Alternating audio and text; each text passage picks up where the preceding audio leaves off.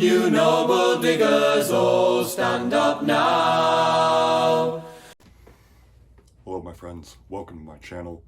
Today we will be continuing our water cooler bits, and we will be talking about what is our plan for the future. And the plan for the future is, I have a plan, right? A lot of content creators that you come across do not have a plan. They have good ideas, they have good instincts, they can come across a news article and maybe even come up with something better than I can as a take off the cuff. But I went to school for 10 years. I have a plan. I can save this all. I can change everything, right? I have a plan for family law, I have a plan for tax law, I have a plan for judicial reforms. I've planned it all out. And if you're new to the channel, you should know that the plan is to institute syndicalism.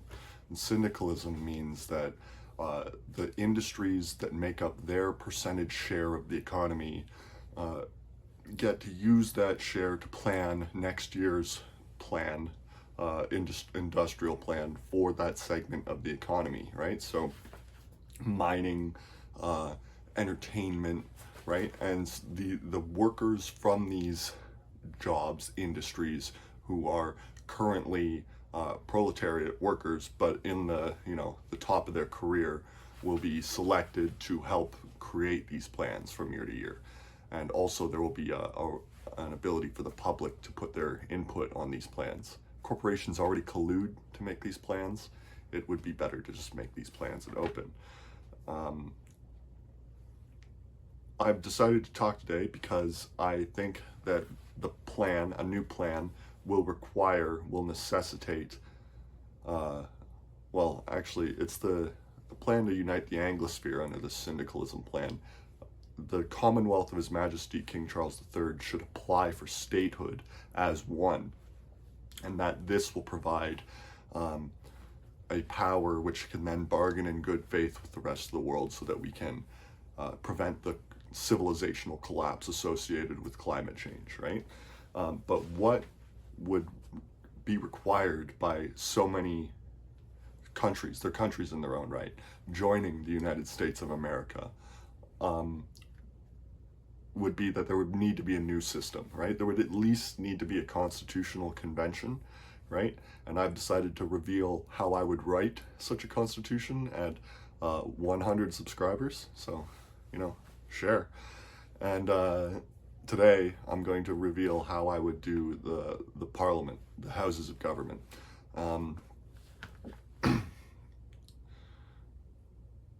So I want to start this bit by saying I really hate my representative, right? I don't know anybody who likes their representative. And most of this bit is going to be focused on the lower house. But, the system that selects these people, right? It selects for perfidy, it selects for narcissism, it selects for slickness, it selects for a aesthetic of trustworthiness, which almost certainly has nothing to do with an evolutionary characteristic or dynastic characteristic of trustworthiness. So the system that selects these people sucks, right? They all suck a lot. And so we need a new system to select these people. As I was saying, since we're giving this power to the industries, right, we need to reinforce metaphorically at a meta layer this symbolism, right? And so the new parliament will be a lot system. I think every year the parliament will get to decide which jobs are being selected from, but basically any trade, right? Anyone working with their hands who goes out and works on their own. They may have a boss, they may have a supervisor, but if they're out making work decisions by themselves and they've been in that job for 10 years, I feel they should be entered into a lottery, right? And so this lottery would then select from all these people who have proven that they can think minimally, right? That they are citizens, right? And then when they get to the House of Government, that which they'll serve for minimal term, 2 years, a year would be even more preferable, but I feel the markets won't like it, so maybe 2 years. But and then never serve again. But the point is that they would be just up or down. They could talk amongst themselves and introduce any kind of change to any bill, or any bill that they want themselves, but they'll be mastered by the bureaucracy that is in the Capitol. If you've ever seen the TV show from the BBC hit series in the 1980s, Yes Minister, which is fantastic, one of the best comedy pieces of all times, the people, the caliber of person that is in the bureaucracy is so much more intellectually powerful, has so much more prowess, that the will of the minister is often bent to the will of the bureaucrat. And I feel that the bureaucrats would benefit from trying to convince real people about their positions that they hold, and new people every year, not the same doddering fools for decades. And that will just make the bureaucrats' job slightly harder. They'll have to work slightly harder. They'll have to produce more bills as these people churn in and out more constantly. But it'll give a closer joining of the people's will and Parliament's will. I'll just do the upper house quickly to end the segment. The upper house is different. It is executive. It must reflect the buy-in of the upper crust of society. That is what its purpose is for.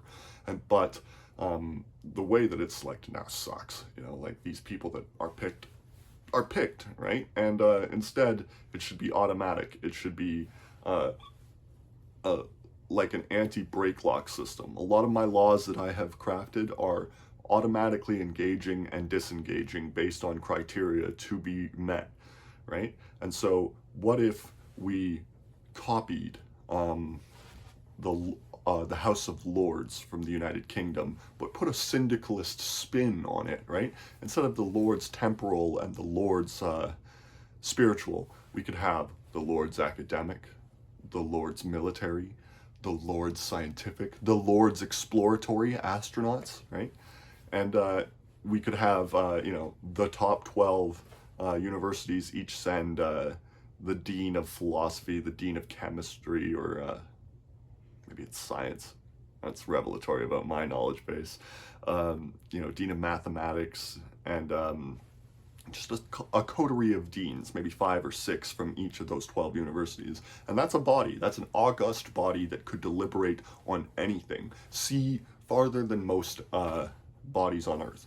And that will synergize well with the lower castes of the Parliament, but the Parliament must remain supreme, and that the will and the drafting must remain the people's, and that the bureaucrats and the lords must engage with those people in good faith. They can no longer just, put up Marjorie Taylor Greene or AOC, these empty-headed fools, these nothings, right? These morons. Those won't do. I want real people. I want Jack the plumber, who's been in the trade for 25 years, salt of the earth, cannot be lied to, right? Has a lie detector internally. No, will not accept bullshit. That's a perfect representative for 2 years. That's someone who deserves to be honored for their service to that community, right?